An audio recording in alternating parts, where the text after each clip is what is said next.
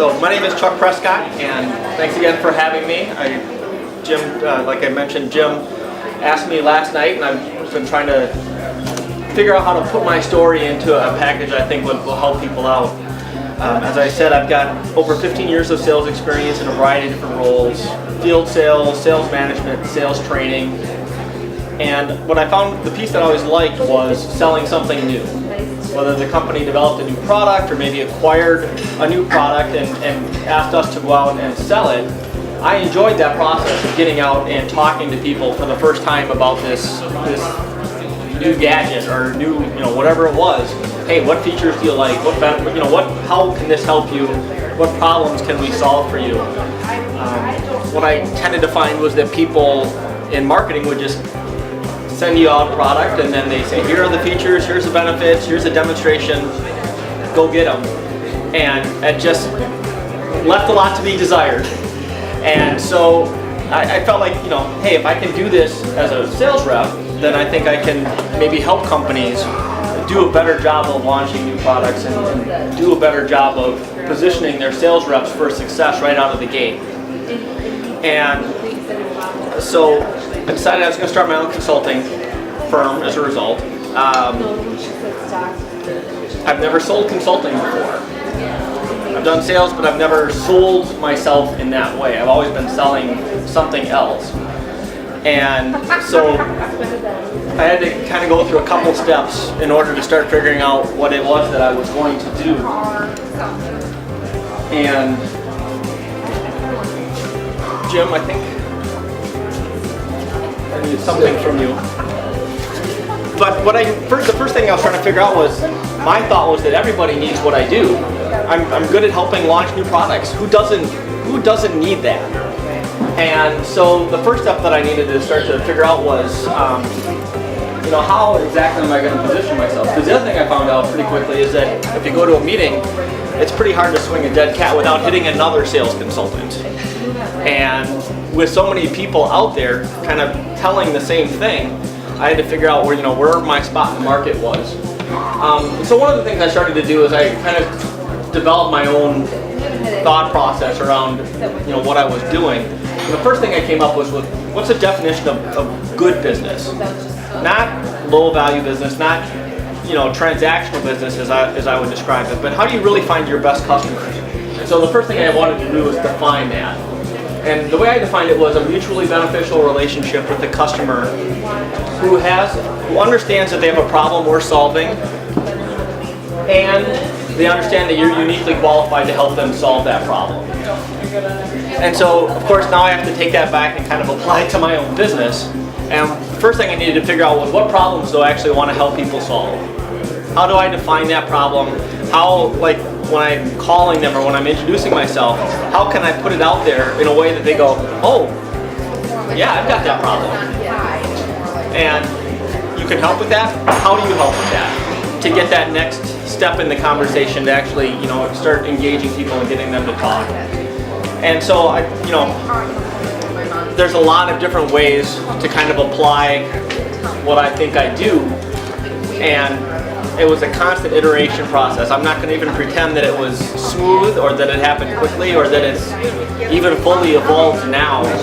But as I talk to clients and I talk to people, there's an awful lot of people out there in that exact same situation. They've got something, they've developed a product that they really think is cool, or they've got some expertise that they think is valuable, and it almost certainly is in the right context. But the problem is finding that context. The problem is getting people who are really good prospects for you. How are you going to catch their ear? How are you going to get them to take you up on a conversation? There's a lot of selling going on in the world today, and people are just completely overwhelmed with different possibilities. And so to get past that first level of consciousness and get them into a conversation, that's the hardest part. At least that's what I found. And I don't know what, if you guys have found something similar. So that was the first part of the evolution process. I ended up landing on a couple of different possibilities. One was working with marketing departments who were launching new products to help them build the sales training, build the sales enablement. Here's all the tools that they want to give their sales team. Another possibility was working with sales leaders and saying, okay, when marketing comes to you with this product, hey, before you go send it out to your sales team, don't you want someone to test it for you and give marketing some feedback and maybe fix some things that need to be fixed? And then the last option was working with entrepreneurs or people who were growing a business. Maybe they had a couple salespeople, maybe they wanted to hire their first salespeople. How do you make sure that you're hiring people and setting them up for success rather than just hiring somebody and kind of crossing your fingers and hoping that they bring back some good business? So those are kind of the three problems as I position them. And like I said, things have continued to evolve.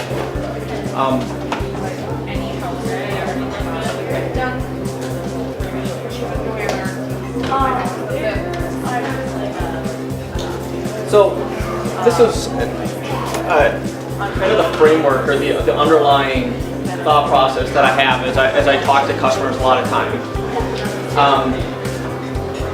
As a consultant, I come to the table with some expertise, which is just, hey, I have expertise in rolling out new products.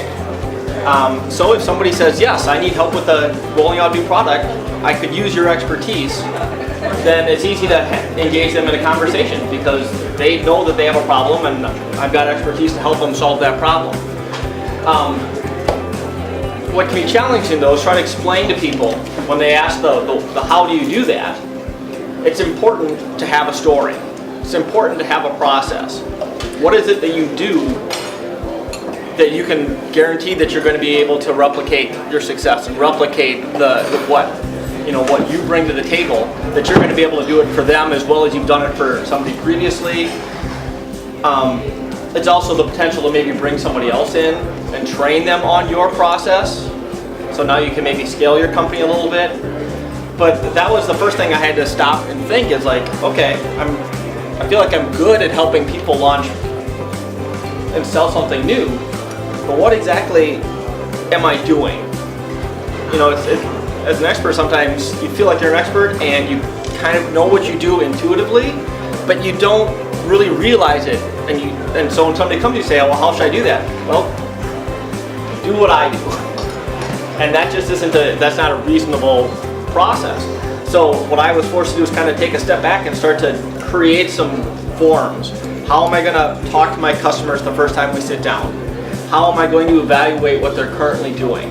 How am I going to help them apply some kind of custom, whatever my strategies, how am I going to help them apply them to their unique situation? Into something where I can stand up in front of a group like this and start talking about it and in a way that makes sense for them and it makes sense, for what they're doing. So it has to be general enough to have broader application to talk to a group, but it has to be something that they can take away to their unique situation and apply to their own situation. So again, many iterations, you put together something, you're out testing it, you're getting feedback, as much feedback as you can possibly get. What did you think? What did you like? What could you apply? The fun thing is when half the room loves something and hates something else and the other room has the exact opposite opinion. Right. So you know you're doing something right probably at that point. But that's to me, you really have to say, okay, what am I good at? And then you have to take a step back and say, why am I good at? How can I help other people be good at what I'm good at? I think it's a short-term business plan to be good at something, go help people, and then when you walk away, they collapse again and they go right back to the way they started. So a good consultant goes in, applies what they know, creates change, and allows the client to be better as a result of it. So you kind of teach them so that they don't need you. It's not always possible, but I guess that's always been my approach as I coach people, as I go through projects, is how can you take what I do, marry it into your business, and be better as a result. And I don't think. Does anybody have any questions? This was kind of off the top of my head, so I'm curious to hear what everybody else's experience has been and what they, if they have questions for me. I have a question. So in the development of your business, what is the role of online marketing and how difficult of an adjustment is it for those who are not experienced in online marketing? my approach to online marketing, typically I'm blogging, I'll write articles. And when I'm working with my clients, what I'm trying to get them to do is to marry their online with their one-to-one sales. What happens with a lot of companies, if you look and if you talk to their sales reps and you ask them, and you have a conversation, then you go back and you look at their website and like, is this the same company? Do they do the same thing? I don't understand. And so what I've developed are some strategies. For example, one of my strategies is self-diagnosis strategy. One of the things you have to do is you have to help your prospects understand that they have a problem worth solving. Yeah, they have to understand the cost of that problem. They have to understand why they should be scared that they have that problem. They have to understand that they've got a problem worth solving. Because otherwise you're just going to go in there, you're going to pitch your expertise. They're going to go, yeah, that sounds great, that sounds great. But until they think they have a problem worth solving, you're just going to spin your wheels, you're going to spend a ton of time with them, and you're probably never going to get anywhere. So if you look at it as, I need to help a prospect understand the true cost of having this problem or missing out on this opportunity. And that has to take place both through your online, when you're sending out articles, you've got ROI tools. Somehow you have to be communicating that through your online presence and through your lead nurturing. And then you have to be just furthering that conversation once you finally are talking to a prospect in person.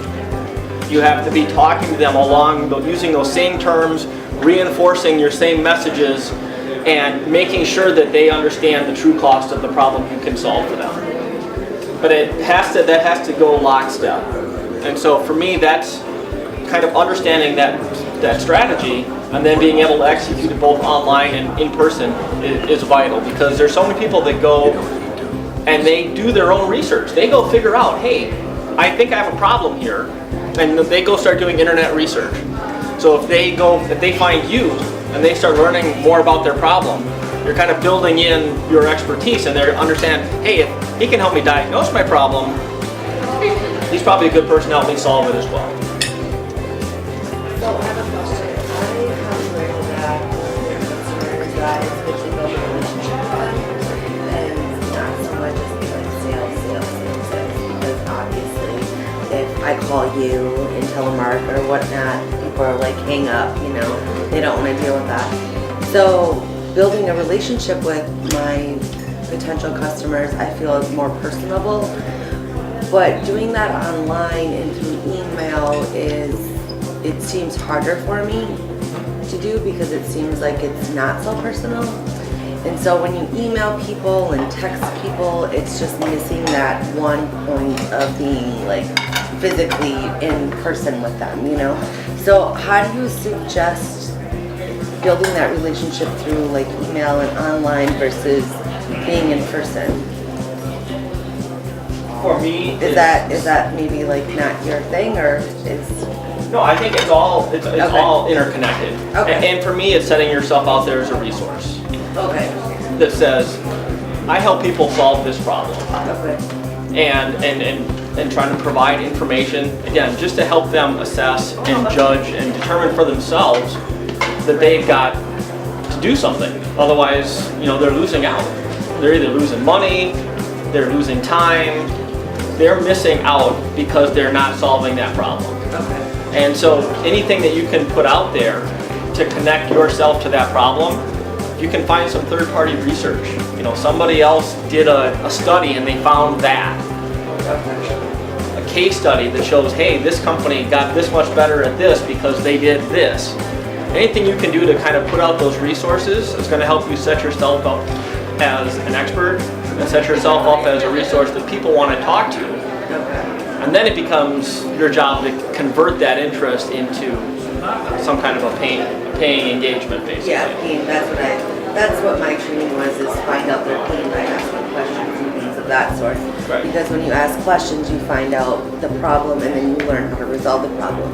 Absolutely. And not only that, but it just seems like it seems like that's my only barrier, is through emails to build that relationship. So I guess that helped me, because I guess to research somebody else's pain isn't really my cup of tea, basically to say, where I know what I can do and bring to you, so to speak, send them information about things that I don't even know, you know, that just seems out of the box for me.